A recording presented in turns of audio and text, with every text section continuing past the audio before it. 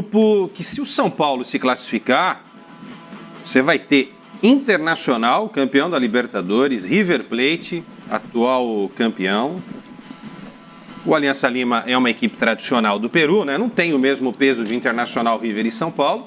E o São Paulo pode entrar aí. Só que para o São Paulo chegar, ele vai ter que enfrentar um argentino, que não é tradicional, mas vem fazendo um trabalho legal nos últimos anos. Só que as experiências do São Paulo aí nos últimos meses também não são das melhores, né? Tem um Defensa e Justiça na vida do São Paulo, eliminado.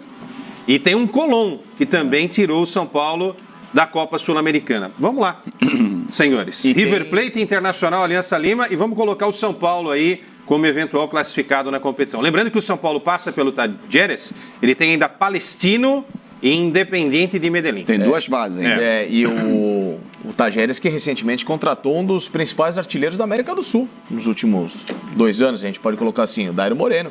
Estava muito bem com a camisa do Atlético Nacional. É uma preocupação, não é uma fava contada o Talleres, muito pelo contrário. Dá pra gente colocar 75-25 pro São Paulo entrar nesse grupo. Você acha que contra o Talleres o São Paulo não tem a faca e o queijo na mão?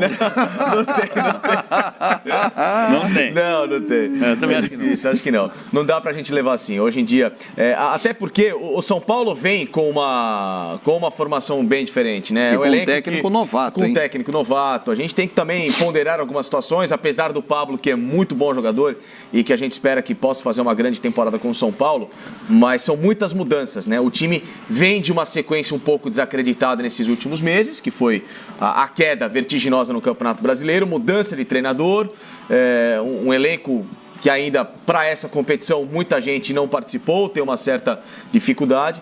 Então, para pegar um adversário argentino logo de cara, é um confronto bem difícil. Contra o Talleres, o São Paulo não está coberto também. Não está coberto. Coberto são Talleres em espanhol. Sim. Não, chega de trocadilho. Eu acho que São Paulo tem que tomar todo cuidado com esses 2 jogos, principalmente pela lembrança que o Quesada fez aqui. As últimas 2 participações internacionais do São Paulo morreram contra times desse tamanho, desse porte, argentinos, Colón e Defensa e Justiça. Ninguém imaginava o São Paulo eliminado nessas 2 vezes e aconteceu. Então, o primeiro ponto é concentração total no primeiro confronto, no primeiro jogo. Depois, possivelmente, pegar um vice-campeão colombiano. O Independiente Medellín fez uma grande participação no Campeonato da Colômbia, perdeu a decisão para o Júnior Barranquilla, mas foi o grande time junto com o Júnior Barranquilla no segundo semestre na Colômbia. Então, a trajetória não é fácil. O grupo vai ser o mais difícil, mesmo que não entre o São Paulo. Porque se alguém eliminar o São Paulo, vai se credenciar para fazer os jogos grandes contra a River Plate Internacional. O River, a última vez que foi eliminado na fase de grupos foi em 2009. De lá para cá, disputou a Libertadores em 4 participações e não caiu mais na fase de grupos. E o Internacional teve um momento de vacilo desse tipo. Em 2007, quando era campeão, ele foi eliminado na fase de grupos que tinha Nacional e Vélez como adversários. Acabou sendo eliminado com o Abel como técnico na época. Então, todo mundo... O São Paulo, curiosamente, é um time que não cai em fase de grupos, né? A última vez que o São Paulo foi eliminado em fase de grupos foi em 1987, quando enfrentava o Colo-Colo de Roberto Rojas como goleiro. Tem uma história do São Paulo de não cair em fase de grupos, nem anteriormente à fase de grupos. A última vez que ele correu o risco foi naquele grupo que tinha São Lourenço e Corinthians, que aí ele consegue vencer o Corinthians E depois em 16, que ele foi jogar com o Strongest lá, o Cagliari faz o gol, empate 1-1. Que era o grupo do River. Exatamente. Olha, como é o futebol, né? Você pega a história do São Paulo até um tempo atrás era um time que tinha cara de Libertadores, o torcedor adorava a Libertadores. Aí você pega as conquistas do São Paulo, a última grande conquista internacional é uma Sul-Americana, já tem tempo, né?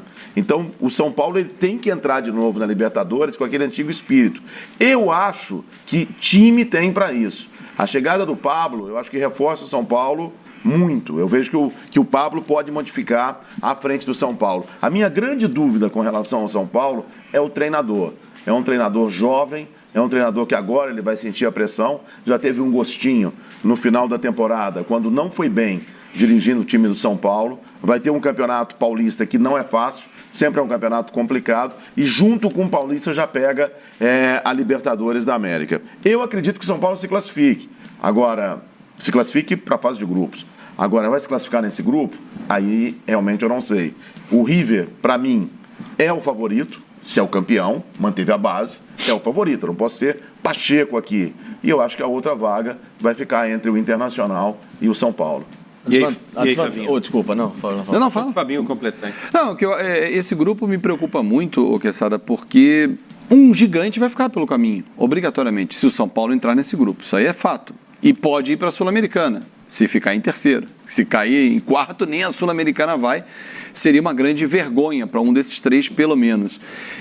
Diferentemente do ano passado, quando o São Paulo não teve um bom aproveitamento na competição sul-americana, inclusive o Ricardo Rocha esteve aqui com a gente falando exatamente sobre isso, disse que não abriu mão, o São Paulo não abriu mão, até o Facincani no ano passado falava muito sobre isso, que numa entrevista do Aguirre, de que a diretoria tinha falado, olha, nossa prioridade é o brasileiro. Ele falou, não, o Ricardo Rocha até falou pra gente, ele falou, olha, o problema não foi esse, nós jogamos mal mesmo, não merecemos, o primeiro jogo foi horroroso, né, com o Colón em casa, depois tentamos e tal, mas não merecíamos passar, não, o São Paulo não fez realmente por merecer avançar. Mudou, de 2018 para 2019 tem uma mudança, só que tem uma mudança no banco que me preocupa, porque é a primeira vez, é um técnico jovem, vai ser testado, alguns jogadores estão chegando, o Pablo, que o Facincani está na expectativa, eu também, mas é uma mudança, ele sai de um Atlético Paranaense para um São Paulo, com uma outra responsabilidade, com uma outra pegada, vem um Inter que numa ascensão, se olhar 17, 18 e agora 19, Série B, Série A, brigando pelo título em algum momento e dentro de uma Libertadores fase de grupos, é um Inter forte. Apesar de tudo que aconteceu no final do ano passado, aqueles escândalos todos da ex-diretoria, mas dentro de campo, vamos olhar o Inter dentro de campo, é um Inter forte.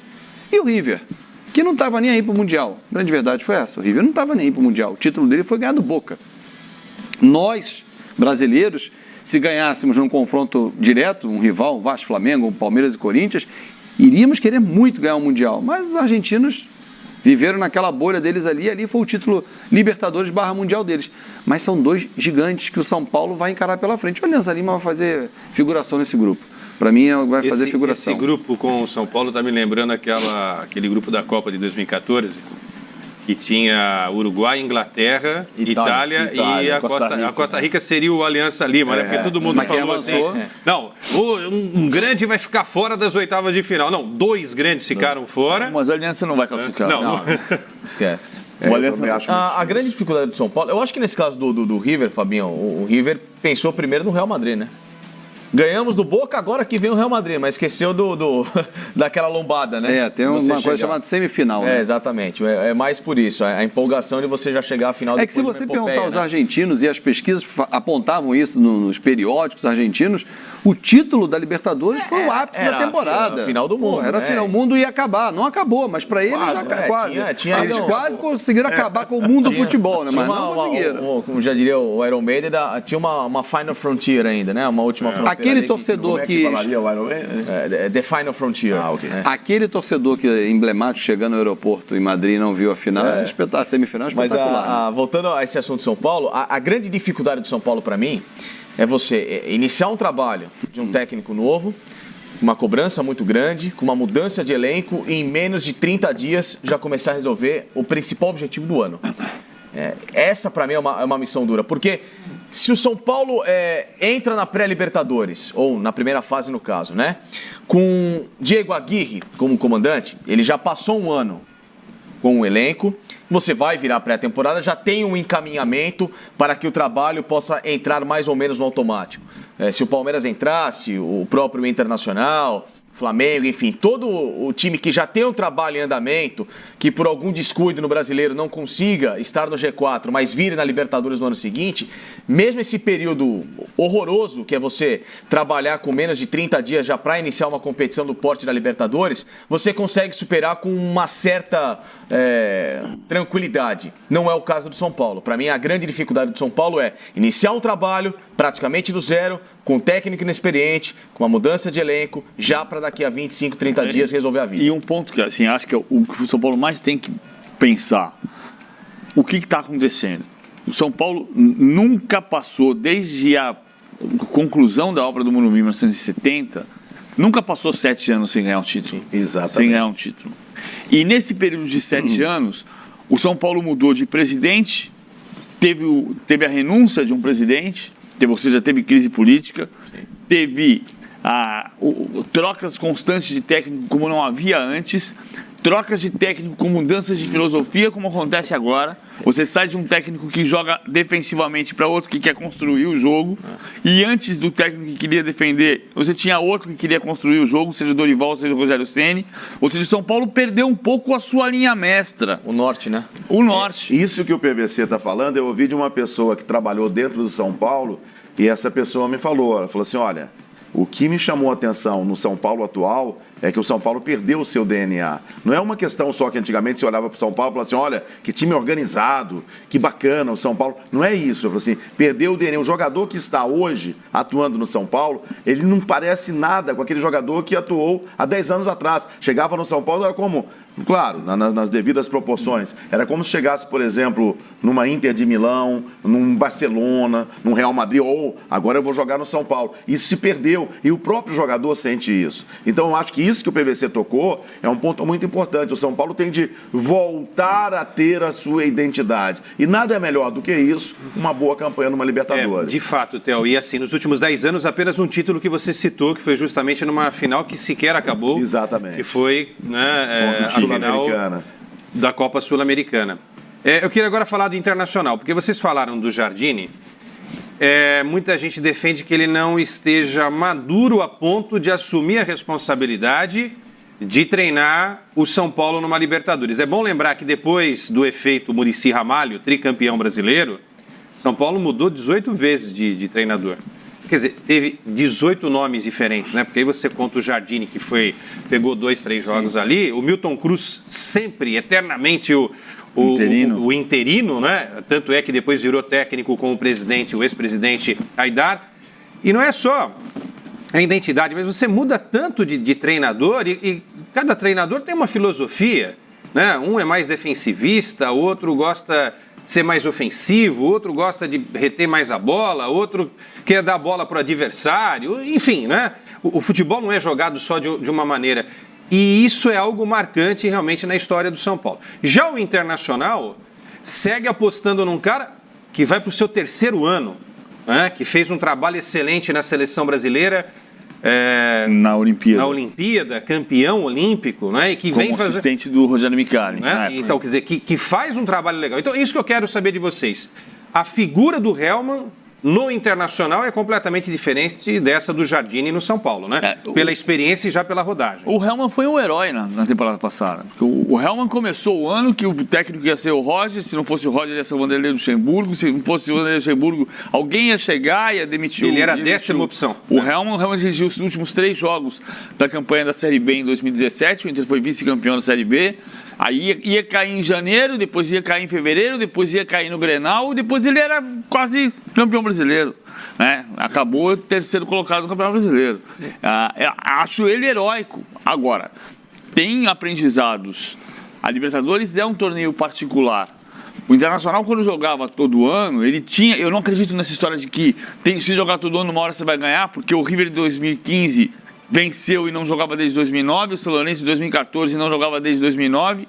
Mas se você tem o jogo ano após ano, o teu departamento de futebol conhece, chama o técnico e fala assim, olha aqui, ó, cuidado com isso, presta atenção naquele detalhe. E essa experiência, o que te dá é o dia a dia. Então isso pode fazer falta para o Jardine, pode fazer falta para o Helman. Por outro lado, eu acabei de citar o Abel e o Filipão. O Abel foi campeão na 2ª participação dele em Libertadores, e ele não disputava Libertadores quando foi campeão, fazia 27 anos. Não, 17 anos.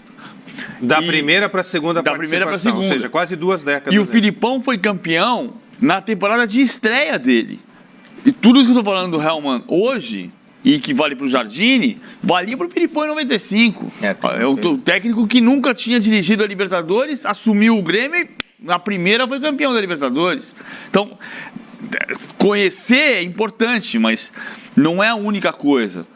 Atenção a cada detalhe, liderança, saber ouvir o teu jogador mais experiente, que vai te contar o que ele já sofreu em determinadas situações, ter capacidade de diálogo, de audição. Então tudo isso é importante para jogar um torneio que todo mundo quer vencer. É a frieza, é o psicológico. A Libertadores é um torneio, para mim, muito mais mental do que, às vezes, técnico ou tático. Muitos jogos são vencidos em Libertadores com o equilíbrio que você tem dentro de campo mediante uma dificuldade. O argentino faz isso muito bem. O argentino gosta desse tipo de situação, né? O sul-americano em si, às vezes o brasileiro se perde muito na Libertadores porque ele entra pensando muito mais na vantagem técnica que ele possa ter de elenco, de individualismo, de estrutura, etc e tal, mas esquece de jogar o jogo, de sentir como é que aquela partida se desenvolve. Para mim, o grande aprendizado que o futebol argentino dá recentemente, ou já deu historicamente em âmbito internacional ao futebol brasileiro, é como se jogar e como ganhar uma coisa. Você fala muito bem aquela frase, né? Decisão não se joga, se ganha. O argentino ganha jogo. O argentino não importa a dificuldade, mas ele entra para ganhar o jogo. O brasileiro entra muitas vezes para tentar disputar esse jogo para ganhar, que é o que o Inter tem que fazer. Se pegar nesse exemplo que fez com o Odair esse ano em muitos jogos, na dificuldade, mesmo o Inter sendo um time inferior, nesse ano não, no ano passado, né? Para virar 2019 vai demorar. E tinha chegado bem ao programa, né? Você está assinando o cheque 2018? Certeza que já uma dica. Vai escapar. Você tem cheque? Não, mas se eu mandar uma mensagem mas já bota o 2019 na frente, depois você começa a fazer. Mas uma vantagem que o Inter teve esse ano em muitos jogos do Brasileiro que fez com o Odair, foi um time muito frio. Foi um time que ganhou o jogo. E isso pode ser diferencial na Libertadores. Fábio, Theo, o que imaginar do Internacional nessa competição? O Internacional tem camisa, tem história, é bicampeão da Libertadores. É campeão de tudo. Eles se orgulham disso, né? Campeão de tudo. Mas, enfim, as últimas referências, uma Série B e o Campeonato Brasileiro do ano passado, o Inter conseguiu fazer uma boa campanha, né, diante de algumas dificuldades também de elenco e coisa e tal. O torcedor do Internacional, ele vai colocar uma pressão em cima do time, você não tenha dúvida disso. Porque nos 2 últimos anos, o Grêmio, ele foi protagonista. O Internacional foi coadjuvante. Quer dizer, o Internacional veio de uma Série B, que para um time do tamanho do Internacional é horrível. O Grêmio era campeão da Libertadores naquele ano. Exatamente. Aí depois o Grêmio, no ano passado, ele chega numa semifinal de Libertadores com uma possibilidade de título novamente. Eu mesmo achava que a Libertadores ia ser do Grêmio. Eu não acreditava que o Grêmio ia ficar à beira do caminho. Então o Internacional ele chega pressionado. E se a gente for analisar elenco com elenco, o elenco do Grêmio é superior ao elenco do Internacional. Então, eu não sei, sinceramente, o que esperar do Internacional. Eu acho que o Internacional pode encaixar e pode se dar muito bem, ou, de repente, ele fica também à beira do caminho na Libertadores. Eu acho que vai ser um bom ano. Eu não sei se vai ser um bom ano em Libertadores. A grande força do Internacional, para mim, vai estar do lado de fora, com o seu torcedor, que tem que empurrar esse time, que é um time que mescla a juventude com a experiência, jogadores rodados, que já disputaram também Libertadores, outros que estão chegando, um treinador que não está acostumado, como a gente disse, mas o seu torcedor tem que fazer a diferença.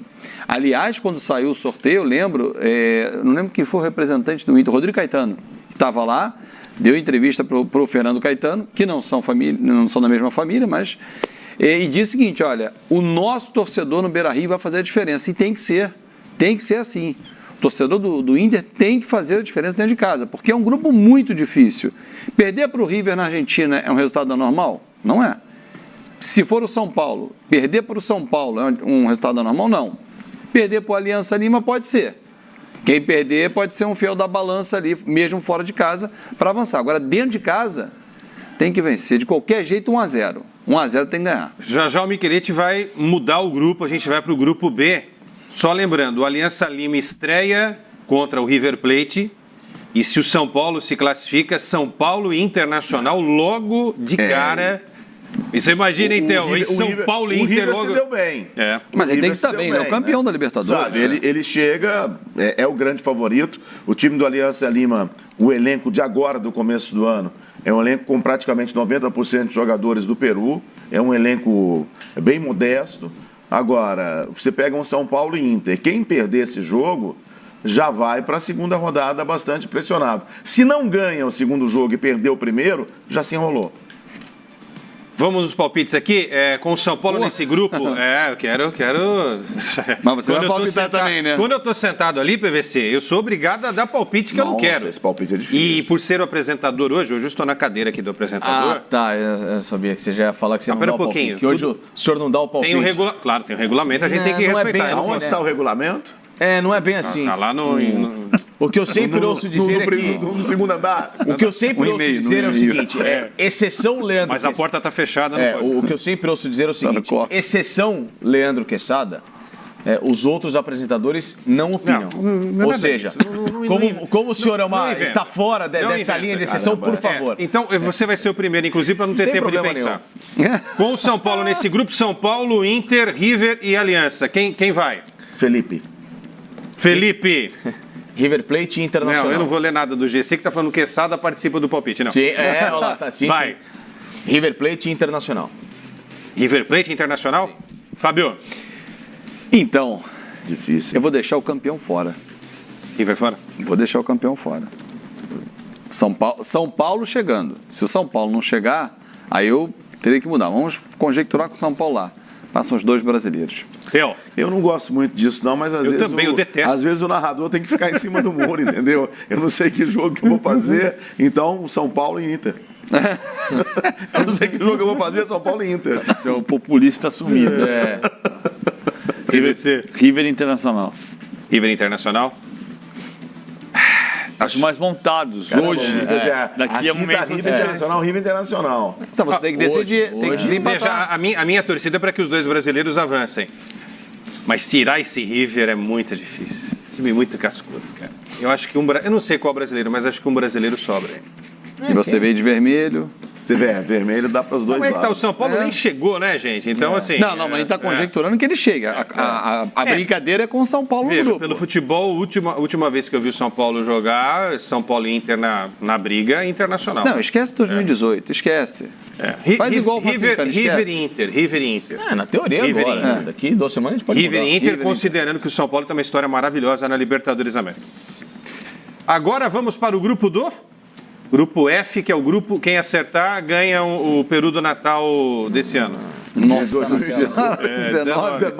Em 2019? É o grupo do Palmeiras, gente. Olha lá. Caramba. Palmeiras, eu não vou falar que é o time do Papa, mas é o time do Papa, o São Lourenço de Almagro. Júnior Barranquilla, inclusive esteve no grupo do Palmeiras na temporada passada, vice-campeão da Copa Sul-Americana. E mais um outro adversário aí. E a Laú, né, que pode chegar aí, né? Pode ser o Universidade do Chile. Pode ser o Universidade do Chile. Pode ser meu gado. Barbada, hein? Do Peru. A gente não vai brigar como a gente brigou outro dia.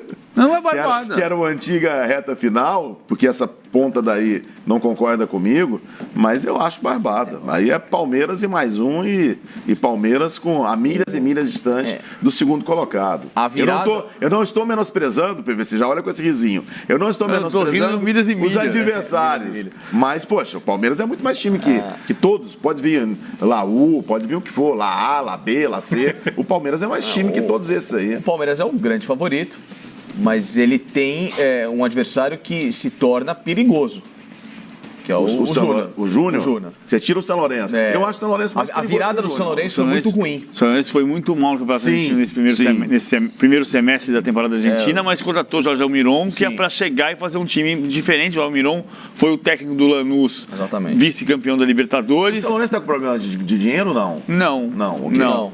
E depois o Almiron foi para o Atlético Nacional, que classificou para as oitavas de final e acabou saindo. Aliás, curioso, né?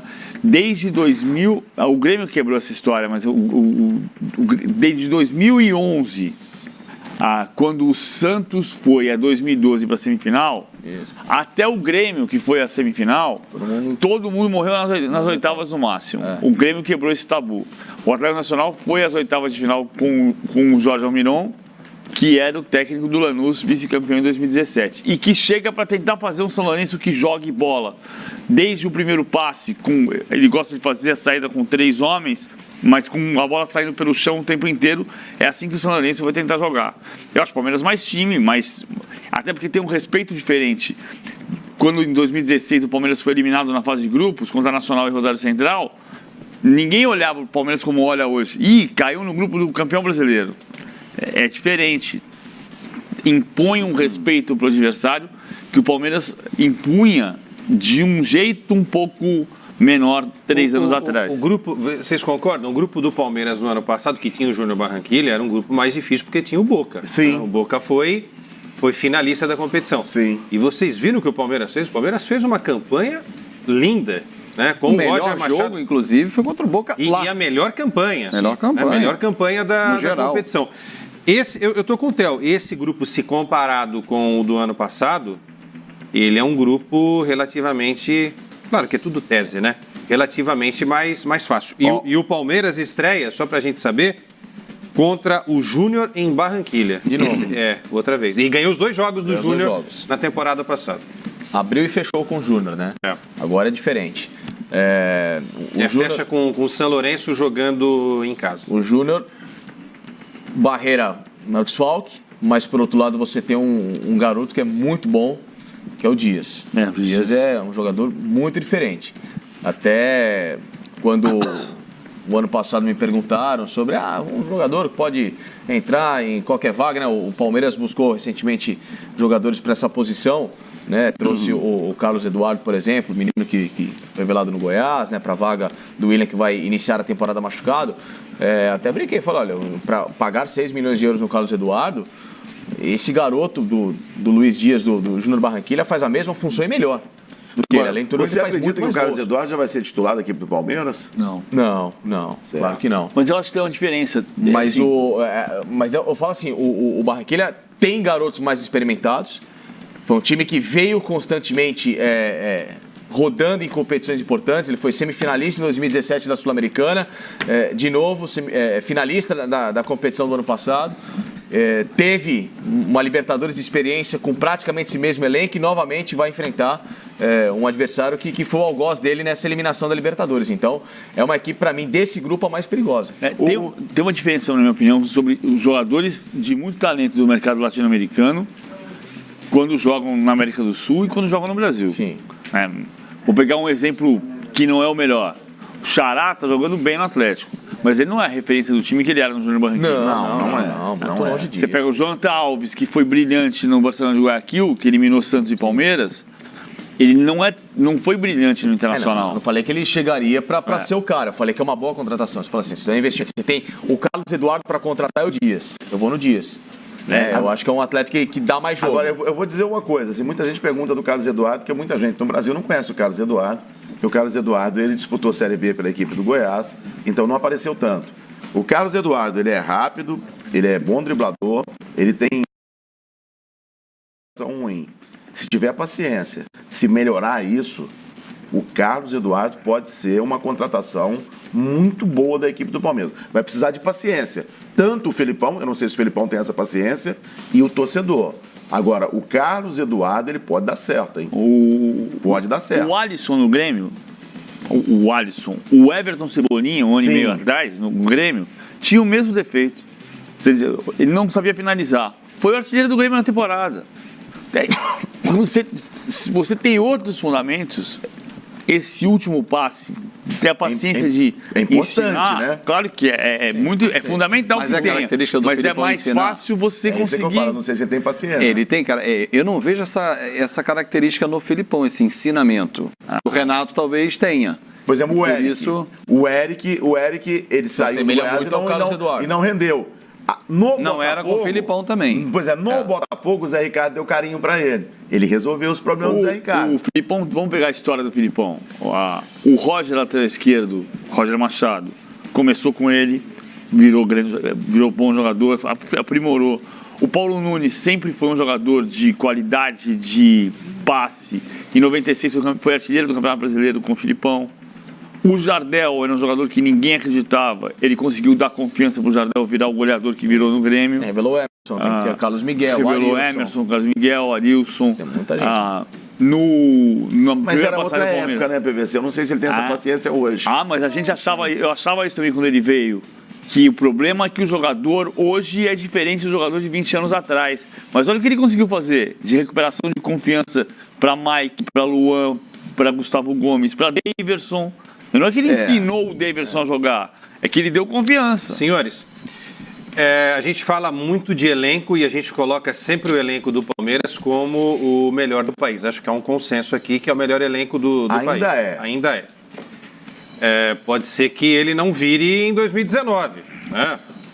Temos vários exemplos aí de elencos inferiores que conseguiram sucesso recentemente. A gente sabe que no Campeonato Brasileiro ter elenco pode realmente fazer a diferença. Na Libertadores também, ou por ser uma competição mata-mata a partir das oitavas de final, essa diferença de elenco, ela diminui do elenco melhor para o elenco mais modesto. No caso do Palmeiras, eu acho que faz muita diferença, né?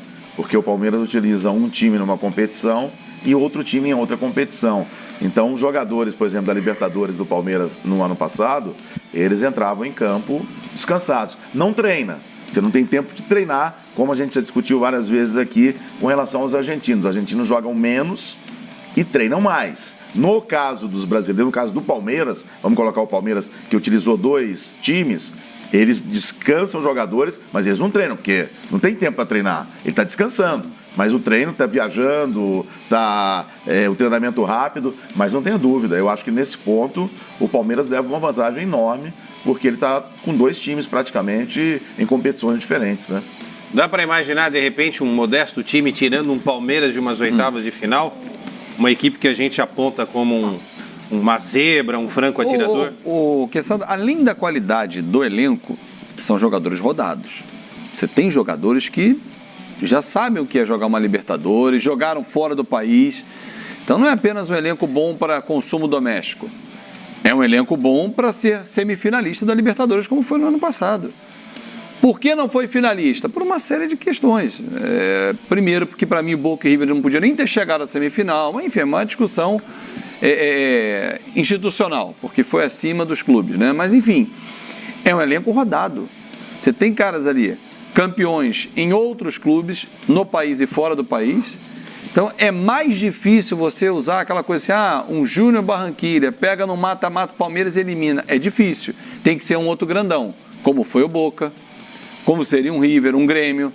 Um pequeno, vamos dizer assim, um Aliança Lima, pega o Palmeiras na fase oitavas de final. É muito difícil que elimine, é muito difícil. Mas assim, a não ser que enfrente uma altitude. Mas a Libertadores dos últimos tempos, que revelou os gigantes como quase imbatíveis e chegaram 4 gigantes na semifinal, foi essa daqui de 2018. Porque, por exemplo, em 2017, o Palmeiras caiu nas oitavas de final contra o Barcelona de Guayaquil. Como campeão brasileiro, defendendo o título, foi eliminado pelo Barcelona de Guayaquil. O Corinthians caiu para o Guarani do Paraguai. As últimas Libertadores, se você for buscar de Corinthians e Santos e Peñarol 2011, Corinthians e Boca 2012, 13, o Olímpia, ninguém imaginava que o Olímpia fosse chegar e chegou. Com o Atlético Mineiro. Com o Nils na semifinal. Mais grave, a semifinal de 2014, que teve São Lourenço, Nacional do Paraguai, Bolívar e Defensor do Uruguai, né, nas semifinais. Depois 2015, que teve o Tigres do México e que teve o Internacional, que eliminou o Inter. Depois em 2016, o Independiente Del Valle eliminou o Boca Juniors e foi a decisão. Então, a Libertadores tem sido muito traiçoeira nesse aspecto. Aqui foi exceção, foi a do ano passado. Por isso que eu falo que o mental ele é muito importante, porque em muitos jogos desses, você entra com uma confiança excessiva por enxergar um adversário historicamente inferior ao que algum clube possa ter, de rodagem na América do Sul, você acaba se complicando. É possível, né? Que agora a gente comece a ter uma cara de Champions League, que você sabe que o Real Madrid não vai cair na fase de grupos, que o Barcelona não vai cair na fase de grupos, mas não tem sido assim. Não tem sido assim. A Libertadores tem sido mais traiçoeira. Mas o ano que você falou da queda do Palmeiras foi 2017. 2016 o Palmeiras caiu na fase de grupos. Não, sim. Vamos pegar 2017. Mas aí me ajudem. Do Uruguai e Rosário Central. Sim, mas me ajudem na queda de 2017, porque a minha memória ela é péssima. A minha memória lá atrás é melhor do que a recente. A memória lá atrás ela é ótima. Mas naquele time de 2017, quanto mudou para esse 2019? 2017 na fotografia? Já tinha Borja, já tinha Borja adaptando ao Brasil. Já tinha Dudu. Dudu, tinha Borja, Prazo, tinha Jailson. O goleiro é o Everton. Eu quero dizer, o time titular, a fotografia de 2019. O Everton não estava. O Mike não estava. Ah. O Antônio Carlos não, o Edu da Sena sim. O Diogo Barbosa não era E o os zagueiros Egídio, reservas que também jogam não estavam. Mas, Luan e Gustavo o Gomes. time era muito forte, já se dizia que era o melhor muito elenco do forte, era Brasil. muito forte. Felipe Melo estava. Thiago Santos você tinha no elenco. Thiago Santos estava no elenco. Moisés machucado jogou no jogo contra o... Dudu estava, Dudu o William estava. estava. Moisés era parte do elenco, o Lucas Lima não era, mas o Lucas Lima não foi o grande Veio o destaque. Borja. Tinha A gente Borja. tá falando de 50%, 60% Tinha do elenco. Davidson. Davidson Tinha era boa parte. Davidson. Tinha 50% e olhe lá. Então, Não, aí que eu tô tinha falando. mais. Qualificou. Mas no time titular, Então, no time titular a gente tá falando não tinha 50%. Mas a gente falava do melhor elenco do Brasil em 2017. Mas Não, era apontado Não, como mas olha já só, onde eu um quero dos favoritos Mas olha só, onde eu quero chegar não é isso. Pode continuar apontando nos últimos 3, 4 anos o Palmeiras é melhor.